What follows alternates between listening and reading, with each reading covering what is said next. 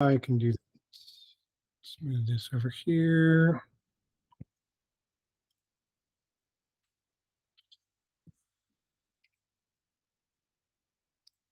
Well, happy Wednesday, everyone. We've got a decent amount on the agenda today. And so, John, unfortunately, you're first and second up. Are you able to speak to these? Yes. Yeah. Okay. So I want to talk about locality load balancing a bit. I've been thinking, I guess, more broadly on Istio about like adding some polish to the product and like what are the areas of friction where we have a lot of things where we make the easy things possible and the hard things also possible. And I'm hoping that we can make the easy things easy. So as part of that locality load balancing, I think is one of the killer features of Istio, but it's kind of a huge pain to use because you need to go configure locality load balancing for every service you want to talk to, which is very verbose. You have to have a destination rule. You have to do it for every service. You can't forget. If you add a subset, you need to, go remember to add it there, all these different things. And we don't really need it, I think. So I'll give some context on why it's there. Was that in order to fail over, you need to have some notion of something being unhealthy. And so we said, okay, you need to set outlier detection. But in Kubernetes, we already have a pretty reasonable notion of unhealthy based on readiness of a pod. So what I would like to do is basically use that. And if they have outlier detection as well, that's great. Like we have even more rich information. And if they want to go tune it, that's awesome. They can do that, but they don't have to. And so we'll default start failing over based on endpoint health. So for example, what that means is if I had, say, 10 pods in the zone and 10 pods out of the zone, if like 6 or 7 of them became unhealthy, and there's a complex formula for the exact behavior on the Envoy doc somewhere, then we would start spilling over into the other zone. So I just wanted to get some kind of direction on whether people think this is a good idea. I have a few steps on what we'll need to do. It's not a ton of work, but it's a few chunks we can divide and conquer, which is basically we need to start sending unhealthy endpoints to Envoy. We already have code to do this. It's just turned off because of the next reason, which is that we need to add a way in Envoy to never send traffic to these unhealthy endpoints, because that's kind of a violation of how Kubernetes is supposed to work. In Envoy, they have this notion that if too many endpoints are unhealthy, then just forget about it and send it anywhere, even if it's marked as unhealthy. I think it maybe makes sense in some cases, but I do not think that would be good for Kubernetes users who have an expectation that unready means it does not get traffic. And then, of course, we just go drop the requirement for outlier detection, and then we can stick this behind a compatibility version guard and add a pre-check that can detect if users will be impacted by this. I think we can actually be almost 100% accurate here by just looking for users that have turned on locality load balancing, but it's actually doing nothing because they don't have outlier detection, and say, hey, when you upgrade, you will start doing locality load balancing. So be aware and remove locality load balancing, or keep it if you want it. So that's all. So I guess what I'm looking for is people to say they don't care, or they're interested or not interested. And even better, if someone says, I'm interested and really want to go work on this, that would be the ideal outcome. But the basic change in behavior, John, is that if you have locality load balancing turned on and outlier detection off, you are not currently doing locality load balancing, and you will moving forward. And rather than using outlier detection to detect unhealthy endpoints, you'll be using Kubernetes semantics. Yeah, actually, I suppose I had only considered the case where you had it turned on, but it's not doing anything at all. But there is actually the case where you have it on and it is legitimately doing something, and now it's going to behave differently. But in my mind, it's going to behave better. Because the issue that we see with some users today is what's supposed to happen is it's supposed to spill over once you start having a percentage unhealthy. It's not like you have to get down to 0 in the zone and then suddenly it'll spill over. So what happens is, say you have, things don't fail the outlier detections, but your pods are dropping off like crazy from readiness probes. So we're not sending traffic to them. So it would never fail the outlier check because they're removed entirely. And so from Envoy's perspective, it says, hey, I used to have 1,000 endpoints. Now I have 900. Now I have 100. Now I have 1. Everything's still healthy. I'm going to send all of my traffic to that one pod. But from the 100% user's perspective, like they have 0.1% availability. So it's totally blind to actually doing that.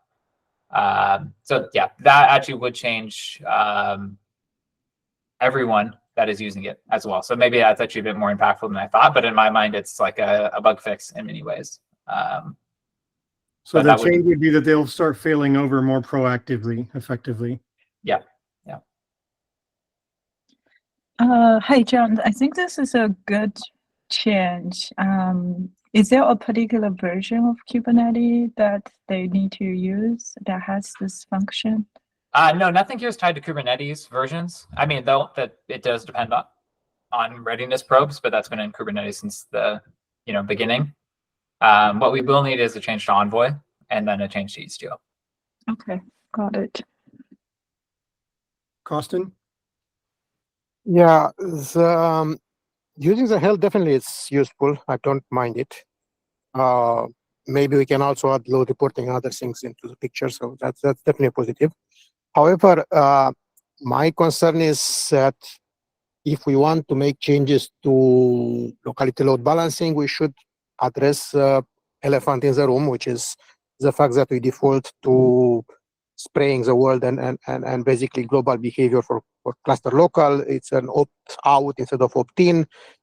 It's difficult, as you said, to do the correct thing, which is to have local cluster first and what people normally expect load balancing to work.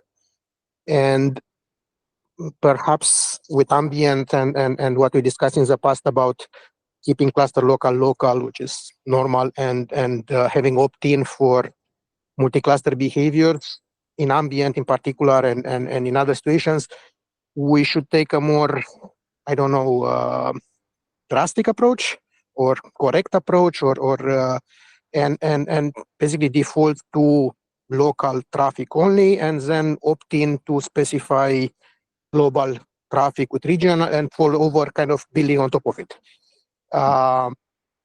Because what are we going to do in ambient? Is ambient going to use the same mechanism as Istio? I mean, did we change our mind in ambient about cluster local staying local and having breaking some applications by default? I don't know. That's kind of and for current users, probably changes are not the best thing if we are going to make another change with ambient and if we expect that we'll fix at some point the breakages that we have. But the health check is definitely it's something we should have done a long time ago. I have absolutely no concern about it.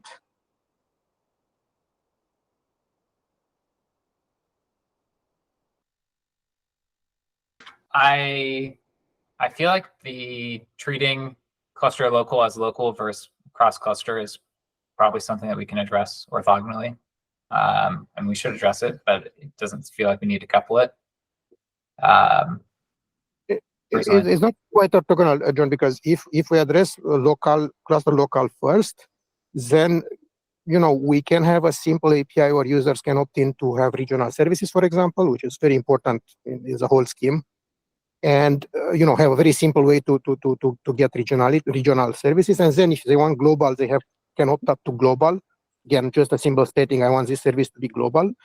And then you can keep the existing stuff where you have fine-grained control for super advanced use cases. That's load balancing, not failover. Failover is a slightly different topic that can be addressed again in simple ways. But if we are just talking about a user, I just want my service to be local to my region, that's the most common use case, and it should be trivial to do it. Right, but this is what I'm talking about is failover, actually.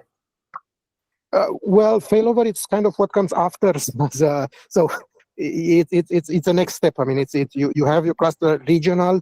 Do you want to fail over to other regions? But that's again, you first choose what is your default locality, and then you choose a failover. And you can automate it in many ways. I mean, you may want to close the region. If you want failover, it should be just I want failover, and then the system will detect where it should failover based on distances and other things without user having to specify. So my perspective on this, if I understand it correctly, is that this is a lower level change which could enable that higher level Istio configuration and having more control over that kind of functionality after this merges. So like, I don't think that they're unrelated. I think that this actually enables what you're trying to do, Costin. No, I agree, and that's why I'm not against the underlying change. I mean, the change, especially for the health, I definitely think it's useful. It's kind of, my concern is basically to look at the bigger picture in this situation, and As I understand it, locality changes would also affect like zonal clusters, right? So this isn't just a multi-cluster issue. Okay. Yeah, I think this makes sense then. Same defaults.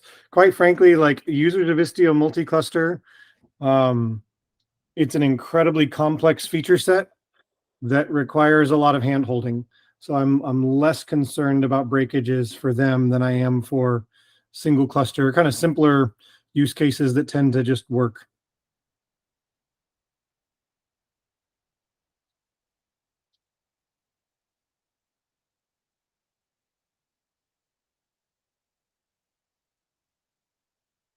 All right, that sounds like a thumbs up around the board with Costin's preference to look at it for ambient only.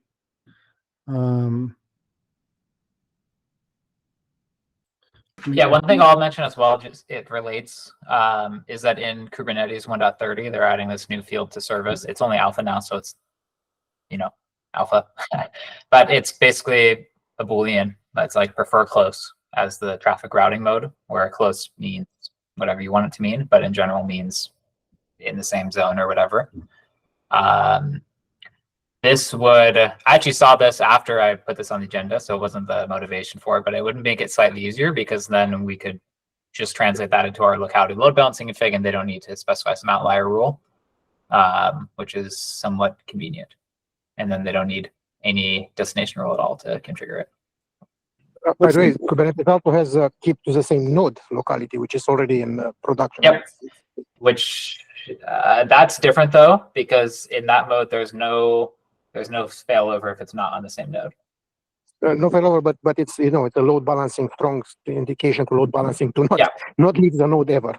Right, and we do support that in Istio. So what would the meaning of prefer close equals false be, or prefer close equals false be? Prefer far? it's actually, the API is like routing policy or traffic direction. I don't know, something like that, and it's an enum that can be empty or prefer close. So okay. Yeah, prefer far would probably not be desirable. Well, I mean, if you're an SRE and you want to show a lot of savings to your company, launch the service as prefer far, and then all right, we can probably move on. Let's have a look at this next issue. All right, yeah, I wanted to bring this up because there was some controversy in the PR, so I thought maybe it'd help to discuss it on meeting and try and get some next steps. So just to be clear of what I'm trying to get out of this, the PR is ready to go if we agree to it. So just trying to get a go or no go kind of. Basically, the use case that I'm trying to help address here is for TLS origination.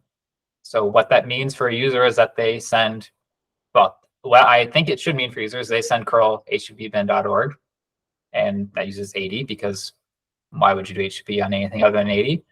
And then we redirect it to port 443 and add TLS to it.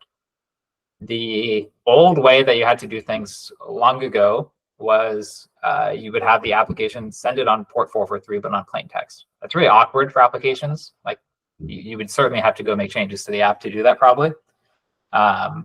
So what we added was the ability to do this kind of target port thing so that they don't have to do that. The problem is we only made it work for the DNS resolution type on service entry. And I think the DNS resolution type kind of sucks in Istio because it means that every single pod is sending a lot of DNS traffic to core DNS. And we very, very often see kind of obscene load on core DNS. Like some of the numbers people send me like brings a tear to your eye.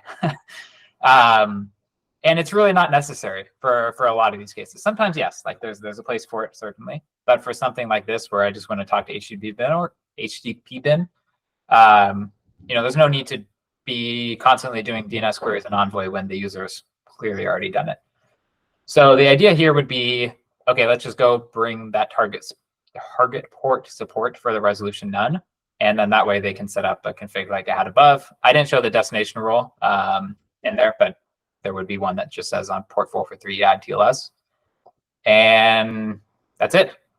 There was this other change that I had also originally had that I backed it out because I thought it maybe was a bit too niche, which was supporting the ability to do this, where if you set the port on a destination, like it would automatically use that one. Like in this example today, even though you say you're sending it to port 443 in the virtual service, it's actually going to go to port 80. It's going to go to an Envoy cluster that's for port 443, but the actual port that's going to come out of Envoy is going to be 80 because it just uses the original port. I'm not against adding that back in. I just only changed it because I don't know, there was some pushback and I cared more about the first case. But that's also open to consideration. I will note that you can do the bottom one with just the top one if you were to set target port to 443 explicitly, even though it's already, the port is 443, because the target port basically says, no matter what the original port was, ignore that, we're going to go to this port. So for that reason, I think we could probably skip the second and more implicit part and maybe just document that as a kind of thing you should do. Other thing, this only impacts service entry in my implementation. The reason behind that was I felt a little bit worried about adding semantics to headless services around target port doing something when it doesn't in Kubernetes. And we know a lot of people happen to set ports on headless services, including target port, even though it does absolutely nothing in Kubernetes. And so I worried that would cause a lot of breakage. For service entry, we've been warning on apply. Unfortunately, we didn't have an error because we just missed it when we implemented it. But we've been adding a little warning if they ever set target port on resolution mode none that says basically like, hey, don't do this. It currently doesn't do anything, but it might change in the future. I believe we put the future note on there. So hopefully people aren't doing this mistakenly. If they are, I believe in this PR, I have a little pre-check as part of the compatibility versions stuff that will detect if they have this set up now and say, hey, when you upgrade it, it's going to change the behavior. So that's it. Lots of words, so feel free to ask questions or whatnot. I think awesome. Yeah, I mean, that's a topic I feel pretty strongly about, as you know. I mean, I definitely think we need to make some changes, and I agree with probably more than 90% of what is in that PR and what you are trying to do. And I would even go further. I mean, it's to automatically upgrade everything from 80 and to do more automation. My primary concern and the reason I'm a bit more too passionate about this subject is the security implications and the reliability implications of mixing TCP and HTTP on the same port and using arbitrary port for HTTP, as you know, DNS implications, the whole virtual service and TCP taking over.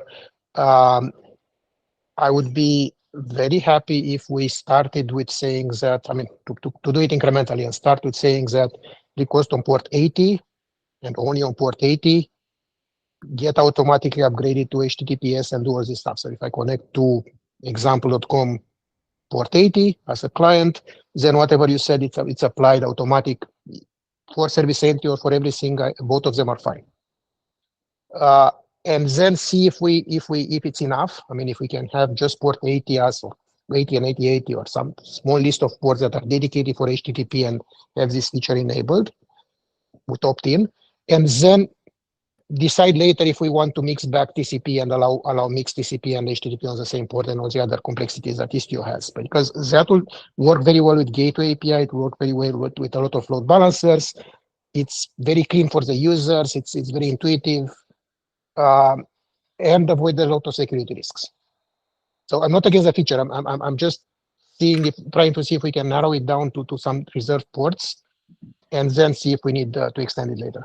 So are you saying, if I understand right, I think I got two things out of that, is that on port 80, we should only allow HTTP, and any traffic on port 80, we should automatically upgrade to HTTPS on port 443? Is that accurate?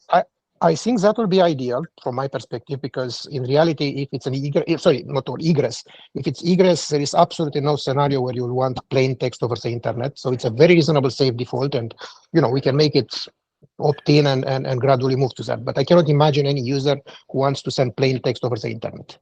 Now, it's fine if we want to provide a way where just if you have a service entry, we do that. That's perfectly fine. But that's a correct behavior. You don't want ever to send plain text over the internet. Willing to negotiate, but I'm saying just start with port 8080 and then see if we as dedicated HTTP ports, and then see if we can extend it. Yeah, just chime in here. What if people using service entry just to connect to the service on the VM? Well, they may not be behind HTTPS, where they just use plain text traffic. I think I've seen that in some of our users.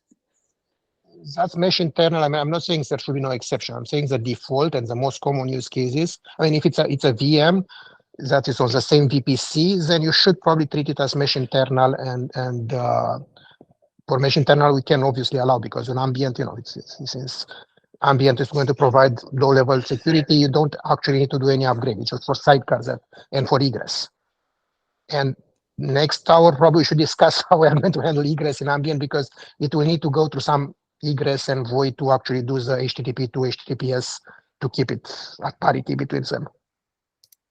So your proposal to not requiring user to specify the port number 443 and automatically upgrade to that port with HTTPS is only for mesh external and Yes. doesn't impact the mesh internal.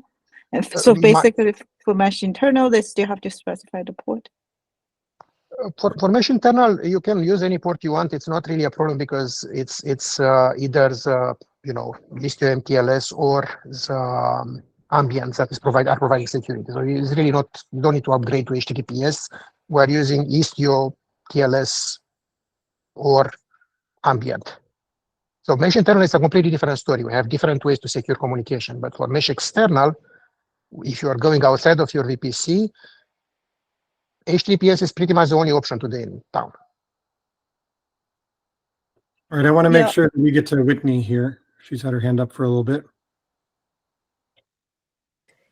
Hi, everyone. This is more of an educational question, as I'm still trying to understand the MTLS configuration landscape in Istio. And I'm curious how this relates to like the port level MTLS setting in pay authentication. Is it related at all? Like, could this be configured with that? Maybe I'm misunderstanding and it's completely different. You said in pure authentication? Yeah, the port level MTLS setting. Yeah, so in this case, pure authentication is about what traffic I can receive as a server. In this case, we're talking about what I will send as a client. So there is a port level TLS setting on destination rule that you could say just on port 443 do TLS, which you probably want. Although if you only have port 443 configured, maybe you don't care to set that because it's redundant. But it's orthogonal from pure authentication. Thank you. Okay. I'll send a link on the chat of a doc that I think hopefully helps a bit.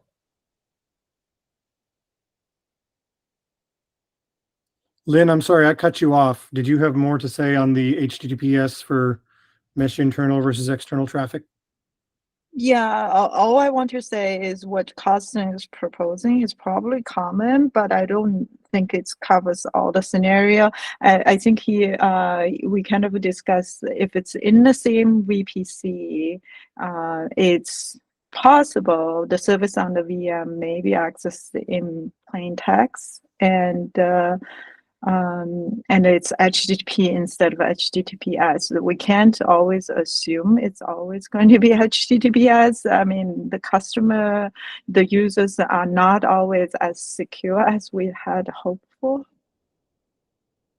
All right, that's a great comment. I think we have Sumit up first. Yeah, I just want to say this is semi-related to this. I think so. Just to give you guys context, we've been trying to migrate to Istio from our legacy mesh, and we end up creating a bunch of service entries just to help with migration. But one of the challenges that we ran into was just the semantics around the ports, how they mapped who, like we have service entries objects, we have virtual services, mapping to those and destination rules. And some of the semantics around this was not clear. It was hard to find from in the docs. So my call out would be, as we change this behavior, I think we should try to see if we can, if there are gaps around semantics and documentation, we should try to cover those as we change some of this behavior. It's a great point. Yeah, and I totally agree. Part of this as well is trying to make it so that it's less complicated, which can also make the docs more clear.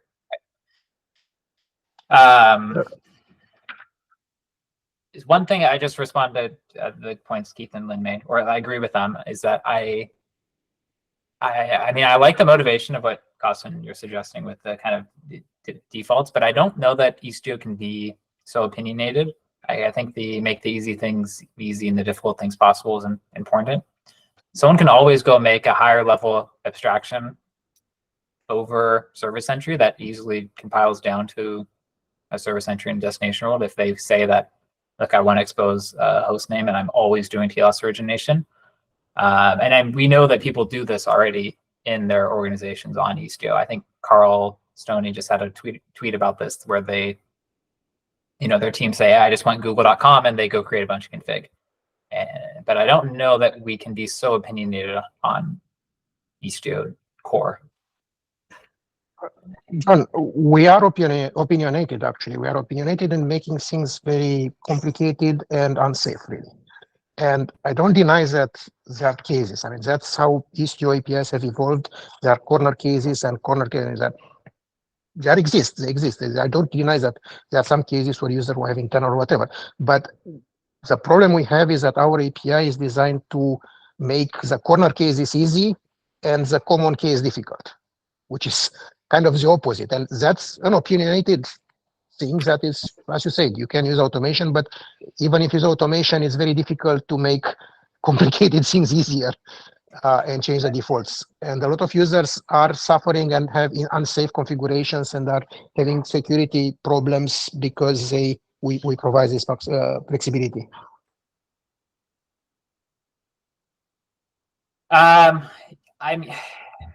Yeah, I mean, it's hard to talk in general terms, but I think what you suggested, that port 80 is always HTTP and always is upgraded TLS, is just extraordinarily opinionated. I don't think that's actually behavior people want. Tell me a person who wants port 80 to be used for something else than HTTP.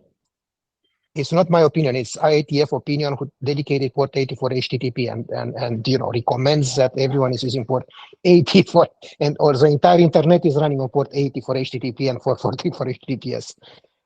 Maybe not make automatic. Maybe we can create a service entry that triggers this upgrade to TLS, and we let the default to go plain text. But I strongly disagree that some people may want to use TCP on port 80 instead of HTTP, and let's design our APIs around this as a core concept. Keith, did you have something to add there?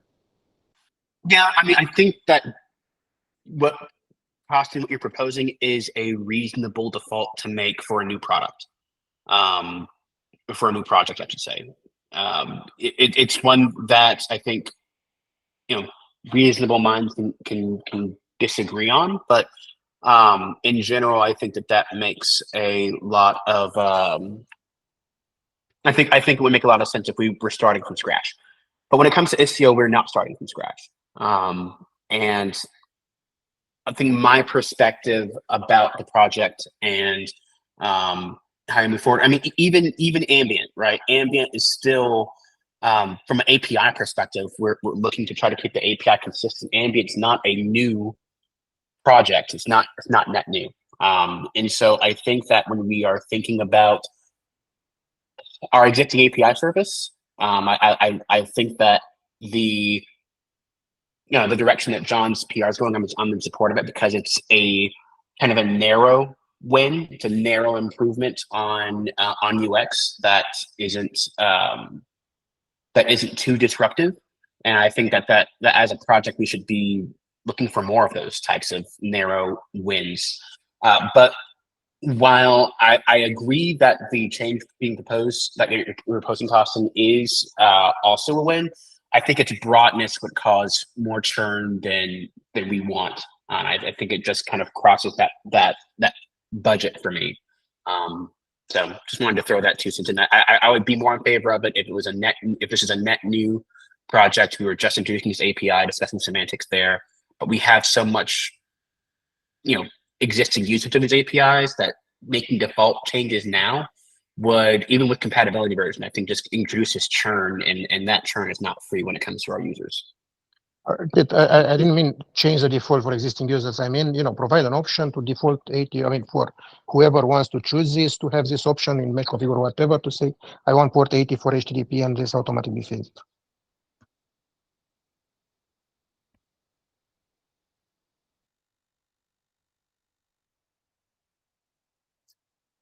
Okay, looking at the time, we're on the second item on the agenda, and we're about 38 minutes past the hour. Do we feel like if we gave another 10 minutes to this topic, we would come to consensus, or is there more work that needs to be done here?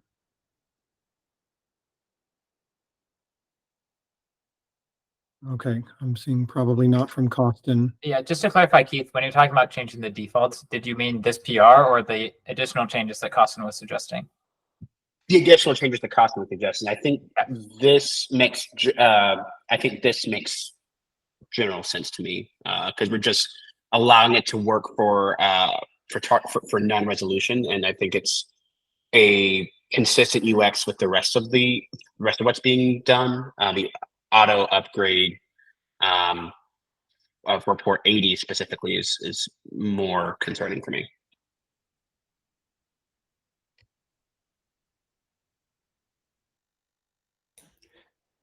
I agree with Chris on that.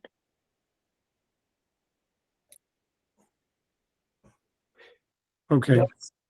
Just quick, what Costin is suggesting, does that block John's PR, or is No, that it's not blocking.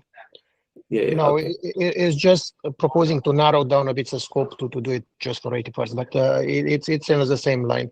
And I'm perfectly happy if this only it happens for the new product, meaning for the gateway API egress vendor extensions or whatever. It doesn't have to be an Istio API. Okay, I'm going to go ahead and move us along to the next item on the agenda. Whitney has raised her PRs to promote the networking and security APIs to stable or V1. Whitney, you want to talk to this? Yes, so just for some background context, this is in relation to the release channels work, where we want to get to a point where there isn't any V1, Beta 1 resources lingering in the standard channel. And we came to consensus that for the most part, there isn't much more work or any intention to do work to improve the existing networking and security APIs. And therefore, we can potentially add them to the standard channel as is right now and do a promotion that is more semantic in name to the V1 and eventually deprecate the V1 Beta 1 resources according to our deprecation policy. So these two PRs does the work to create the V1 resource, and there were several things that came up. So in the networking API, I believe there's some discussion around whether do we want to keep proxy config at all. Some folks say that proxy config isn't as mature as the others, but then there has been discussion around should this even still exist in our networking APIs. So I would love to open up the floor to hear everyone's opinion around should we promote the proxy config to V1, and if not, what is the intentions around proxy config? Is that something we can start deciding and make a commitment to remove completely? Thanks, Whitney. Oops, I wasn't watching hands go up. Costin. Oh, sorry, I didn't have my hand up accidentally, but if we are promoting peer authentication and we are saying everything is promoted, why proxy config will not be promoted when it's kind of the correct way to configure proxy config settings compared with annotation or mesh config. So for this PR, what we're looking at, Costin, is the networking APIs, and I think you had raised the question of certain fields in proxy config and maybe certain other fields in service entry not being included in V1. Would you be able to elaborate there?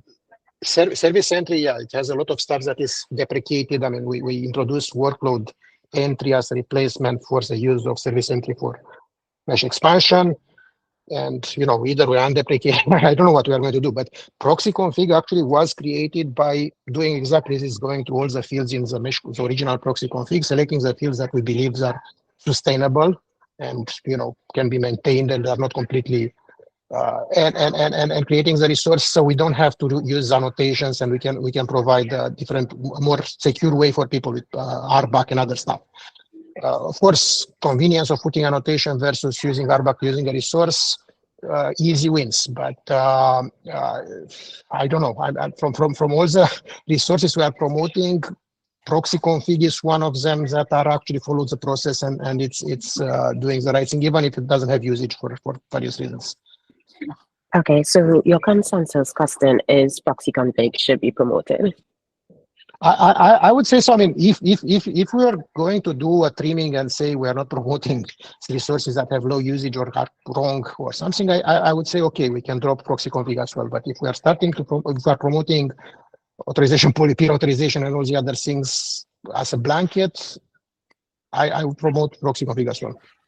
So Yeah, the only concern I have with what you said, it's a very small concern, is could you, for Whitney's sake, be more specific about what fields in service entry, not necessarily in this meeting, but in the PR, could you list which fields you think ought to be held back from V1 so that Whitney can incorporate that feedback? Oh yeah, that's documented, I think, when in workload entry. I believe we documented when we, or in release notes. It's a service, the endpoints in service entry. I can actually go line by line, yes. Thank you. and then another point Costin raised is like, are we really going to nitpick each API and decide what should be promoted or not? Because I think we have to remember that even if we promote all to V1, we can still deprecate in V1 once we have commitments and a firmer understanding of like moving APIs out of Istio completely. So I'm curious, what are your thoughts in terms of like, could we do a blanket effort in getting all the V1 beta 1 resources to V1?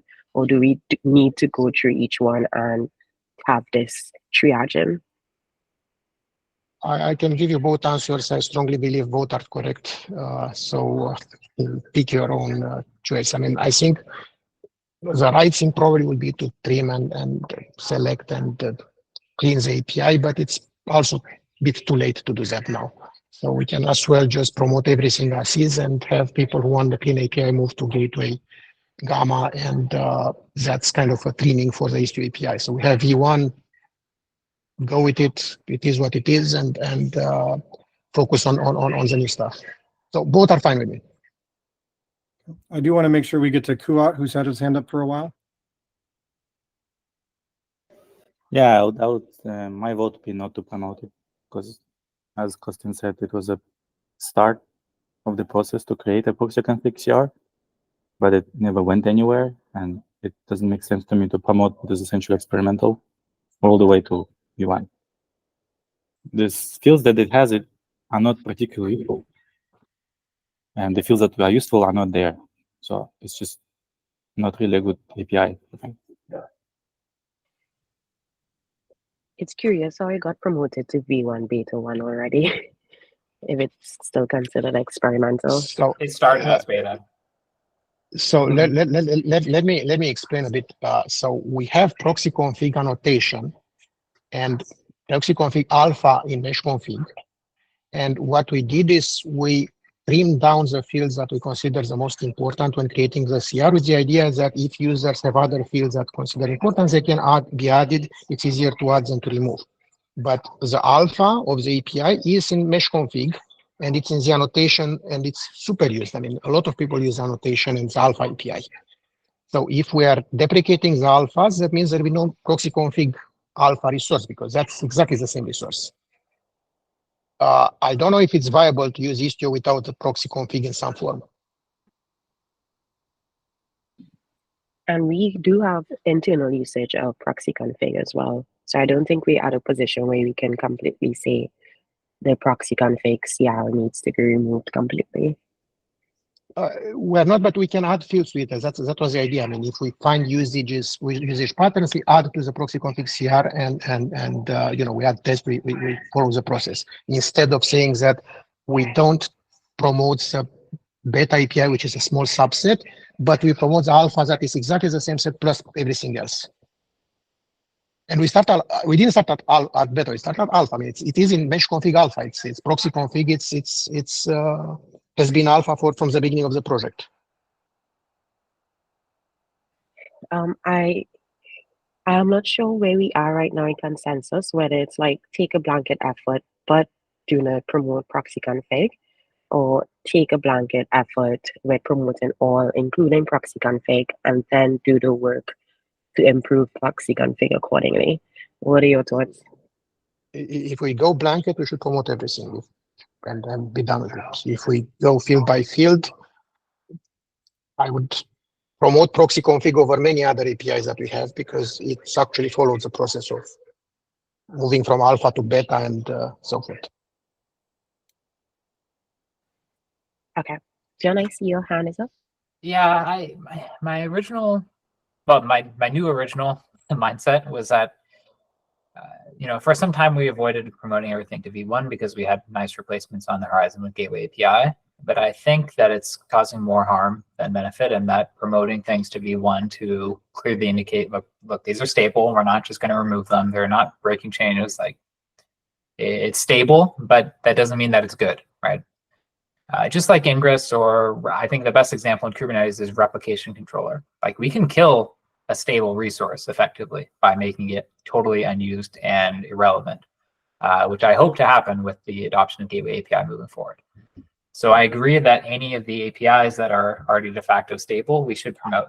I have a little bit of cognitive dissonance though, because I also am a little bit worried about proxy config, which doesn't align with that reasoning. So I'm a bit on the fence on that one.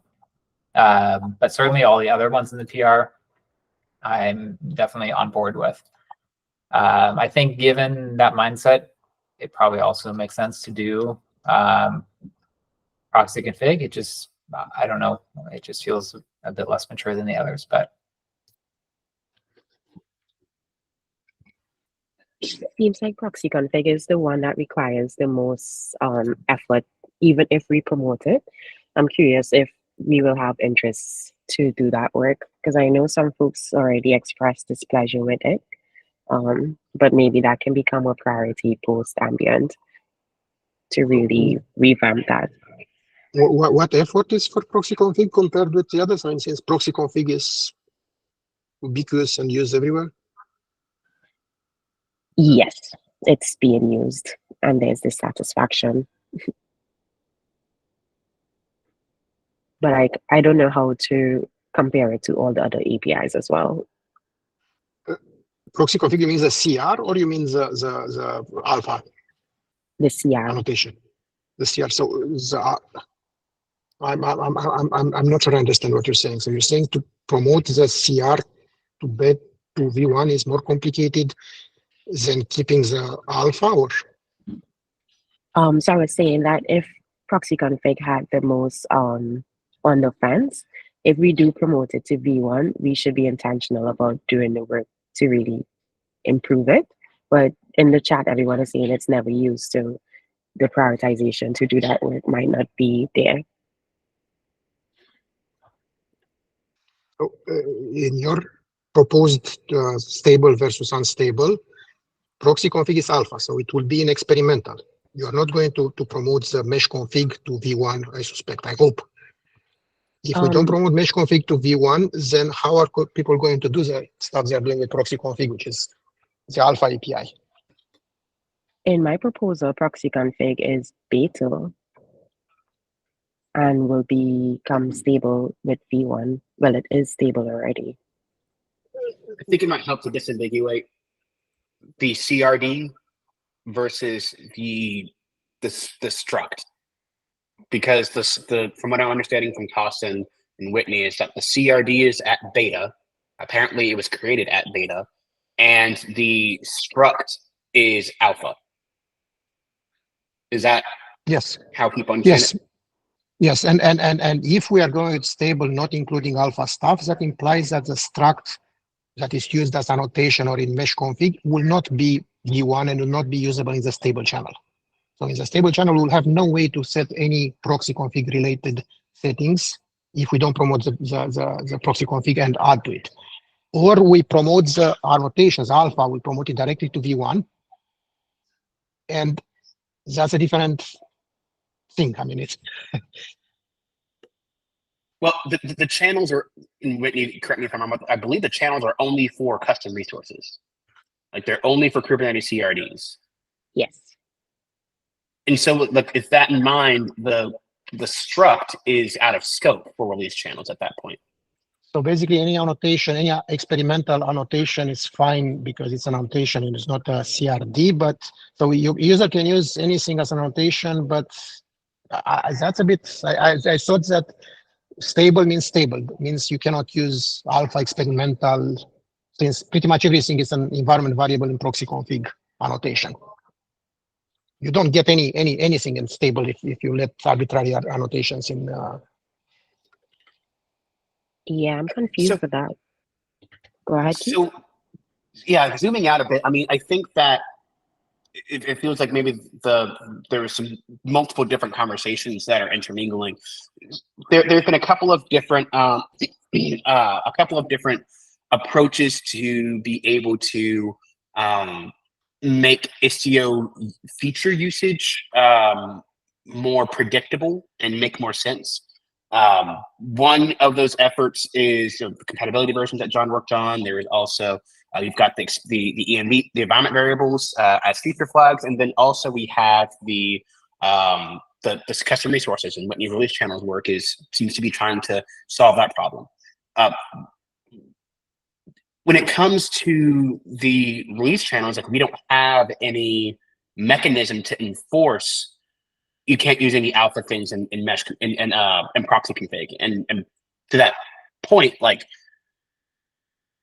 the way the API currently exists, it's very difficult to be able to try to remove things from mesh config, or I keep saying mesh config, from proxy config without breaking people. So I would almost classify that as orthogonal. The PR that is open on the screen now is only talking about the proxy config custom resource. For what it's worth, like I'm also agree with Quat in the chat, or Quat and John in the chat, that from what I've seen, proxy config could easily be deprecated just completely. It feels like that's not very controversial. Everything you can do there is doable in an annotation, and most people are doing that anyway. And for that reason, I don't think it should be promoted. But what I have heard from most other folks here is that there's pretty broad agreement on promoting everything else in Whitney's PR when it comes to networking APIs, server entry, workload entry, et cetera. We can't remove fields here since we don't. Since I think the release channel's pivoted to not having an experimental channel. So that doesn't seem like there's much pushback to that.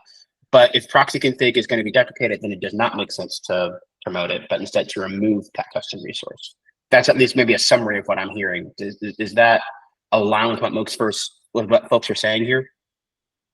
It's the opposite of what I think it's the intent of stable and kind of it doesn't make any sense to me. I mean, it's so you are saying that look, I don't care about the resource itself. I mean, we can replace it, we can deprecate it, whatever else. My concern is that we are taking proxy config, the alpha, the stuff that has pretty much, it's equivalent to an envoy filter. You can set any environment variables in the proxy. It's an injector config that it's setting huge power. I mean, it's one of the most dangerous things in Istio.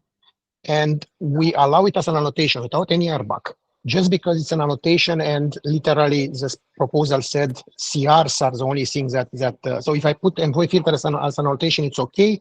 If I use proxy config as annotation, it's okay, but as a CR, no, that's stable. The intent of stable was to have users use things that are maintainable, that are guaranteed not to break.